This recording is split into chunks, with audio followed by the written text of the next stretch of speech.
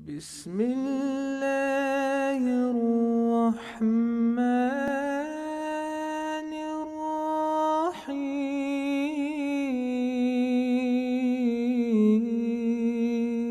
نبی کریم صلی اللہ علیہ وسلم فرماتے ہیں کہ شیطان نے دنیا میں اللہ تعالیٰ کی 80,000 برس عبادت کی تھی، 80,000 برس، اور زمین پر ایک قدم برابر جگہ ایسی نہیں چھوڑی تھی جہاں اللہ کی بارگاہ میں سجدہ نہ کیا۔ اتنا بڑا عابد اور معلم الملکوت اس کا لقب تھا، فرشتوں کا استاد، یہ بھی فرشتوں کے ساتھ ہوا کرتا تھا۔ اللہ نے اس کو بھی فرمایا سب سجدہ ریز ہو جاؤ۔ یہ سجدہ کس کو کروایا گیا؟ آدم علیہ السلام کو۔ اور وجہ فضیلت کیا ہے؟ علم۔ اس علم کے سامنے جھک جاؤ، صاحب علم کے سامنے جھک جاؤ، اس کا ادب کرو، اس کا احترام کرو، اس لیے کہ ہم نے اس کو علم عطا فرمایا۔ فرشتوں نے اس بات کو سمجھا کہ اللہ تعالیٰ کی بارگاہ میں علم اور صاحب علم کا بڑا مرتبہ ہے، جھک جایا جائے۔ سب جھک گئے، شیطان اکڑا رہا۔ اللہ تعالیٰ نے فرمایا تجھے کس چیز نے سجدہ کرنے سے روکا؟ اس نے بوگس دلیل دی، کہنے لگا کہ اے اللہ تو نے آدم کو مٹی سے پیدا کیا، مجھے آگ سے پیدا کیا، اور آگ مٹی سے افضل ہوتی ہے، لہذا میں اس کو کیوں سجدہ کروں؟ حالانکہ ضابطہ یہ ہوتا ہے کہ جو غالب آتا ہے وہ افضل ہوتا ہے، اور جو مغلوب ہو جاتا ہے وہ کمتر ہوتا ہے۔ کسی برتن میں مٹی ڈال کر آگ جلائیں، مٹی پگھلے گی نہیں، مٹی ویسی رہے، گرم ہوگی پگھلے گی نہیں، کوئی نقصان نہیں ہوگا، فنا نہیں ہوگی۔ لیکن آگ جل رہی ہے، اس میں بہت ساری مٹی ڈال دیں تو آگ بجھ جائے گا۔ افضل کون ہوا؟ مٹی ہوئی۔ تو معلوم یہ ہوا کہ جب علم کی توہین ذہن میں آ جائے تو فہم ختم ہو جاتا ہے، آدمی کی عقل سلب ہو جاتی ہے، پھر وہ بے سروپا باتیں کہتا ہے۔ تو شیطان نے حقیقتاً علم کی فضیلت ماننے سے انکار کیا اور صاحب علم کے سامنے نہ جھکا۔ اللہ نے فرمایا ابا واستکبر وکان من الکافرین، اس نے انکار کیا، تکبر کیا اور کفر کرنے والوں میں سے ہو گیا۔ سب سے پہلے جس نے علم کی توہین کی وہ شیطان تھا، جس نے سب سے پہلے کسی صاحب علم کے مرتبے کو نہ سمجھا وہ شیطان تھا، اور راندہ درگاہ ہو گیا۔ اس سے معلوم ہوا آدم علیہ السلام نے ایک بھی سجدہ بھی نہیں کیا، لیکن علم ہے۔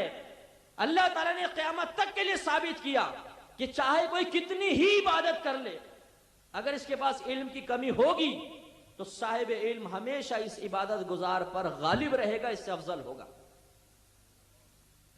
نبی کریم صلی اللہ علیہ وسلم مسجد نبوی میں داخل ہوئے، دیکھا کہ صحابہ کرام میں آپس میں بحث ہو رہی تھی۔ پوچھا کہ کیسی بحث ہو رہی ہے؟ بہت غور سے سنیے گا، بڑی پیاری نفیس حدیث ہے۔ صحابہ کرام نے عرض کیا رسول اللہ صلی اللہ علیہ وسلم ہمارے درمیان بحث اس بارے میں ہے کہ بنی اسرائیل میں دو شخص تھے، ایک عالم ایک عبادت گزار۔ عالم کا کام تو یہ تھا کہ وہ صرف فرض نماز پڑھاتا تھا، فرض عبادت کرتا تھا، کوئی نوافل کی کثرت نہیں، اس کے بعد جا کے لوگوں کو علم سکھاتا تھا۔ اور عبادت گزار دن میں نمازیں پڑھتا، روزے رکھتا، اور راتوں کو اللہ کی بارگاہ میں قیام کیا کرتا تھا، شب بیدار۔ ہماری بحث یہ ہے کہ ان میں سے افضل کون ہے؟ ذرا غور سے سماعت فرمائیے۔ نبی کریم صلی اللہ علیہ وسلم نے فرمایا کہ اس عالم کو، اس عابد پر ایسی ہی فضیلت حاصل ہے جیسے میری فضیلت تمہارے کسی ادنا شخص پر ہو۔ اسلوب کلام دیکھیے، یہ بھی کہہ سکتے تھے جیسے میری فضیلت تم پر، نہیں، تم میں سے سب سے ادنا کو لے کر آؤ، جیسی اللہ نے میری فضیلت اس ادنا پر رکھی ہے، عالم کو عابد پر ایسی ہی فضیلت حاصل ہے۔ یہاں شارحین نے بڑی پیاری بات بیان فرمائی، میں آپ سے پوچھتا ہوں، یہ بتائیے کہ ہمارے نبی کو ایک ادنا درجے کے امتی پر کتنی فضیلت حاصل ہے؟ کوئی پیمانہ ہے؟ کوئی معیار ہے؟ کوئی لمٹ ہے؟ کوئی حد ہے؟ تو بیان کریں، نہیں ہے نا۔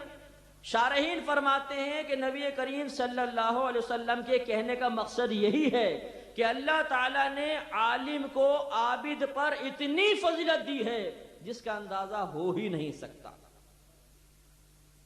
یہ علم کا مرتبہ ہے، علم کا ایک مقام ہے جو اللہ اور رسول کی بارگاہ میں نظر آتا ہے۔ نبی کریم صلی اللہ علیہ وسلم ایک مرتبہ مسجد میں داخل ہوئے، دو گروپ تھے،